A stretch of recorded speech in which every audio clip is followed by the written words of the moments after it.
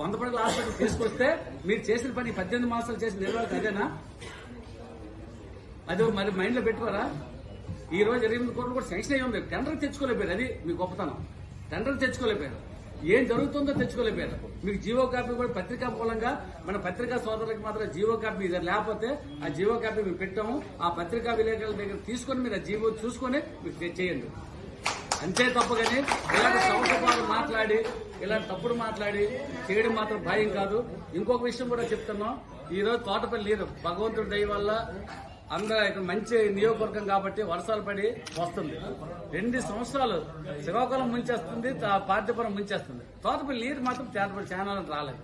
అది ఎంత దౌర్భాగ్యం అండి. 2 సంవత్సరాల నుంచి రాలేదు తోటపల్లి నీరు.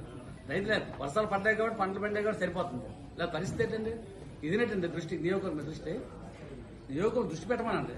ముందు వాళ్ళు దృష్టి చేసి వాళ్ళు డెవలప్మెంట్ చేసిన తర్వాత మాట్లాడమనండి. మేము చెప్పగలం ఎక్కడైనా. ఈ రోజు ప్రజలైతే ప్రతి విలేజ్ వెళ్ళండి. ఇప్పుడు బాగున్నారు అప్పుడు బాగున్నారు తెలుస్తుంది. ఎన్ని కష్టాలు అనిపిస్తున్నారు, ఎంత దుర్భక్షంగా అనిపిస్తున్నారో. కూలోడు పని లేదు, పని చేద్దానికి కూలోడు పని లేదు. వ్యవసాయదారుడు పంట పండించుకున్న ఇన్ టైంలో విలువలు దొరకట్లేదు. ఉద్యోగస్తులకి మనశ్శాంతి లేదు, ఎవరికి మనశ్శాంతి లేదు, విశ్రాంతి లేదు, మన ఉద్యోగస్తులు మనశ్శాంతి లేదు. ఈ మనశ్శాంతి లేని పనులు ఇలాగ చేస్తుంటే ఈ రోజు ఉద్యోగస్తులు ఏ డిపార్ట్మెంట్కి వెళ్ళా ఇన్ టైంలో ఎవరికి దొరకట్లేదు. ఎంత దౌర్భాగ్యం చెప్పండి. దయించి సౌకబారు మాటలు మాని ఏదైనా ఉంటే నియోజకవర్గం మీద దృష్టి పెట్టి డెవలప్మెంట్ హాస్పిటల్ చేయవలసిందిగా ఈ పత్రిక మూలంగా ఆ టీడీపీ నాయకులకి మంచి బుద్ధి ఇవ్వాలని అమ్మవారిని కోరుకుంటున్నాం.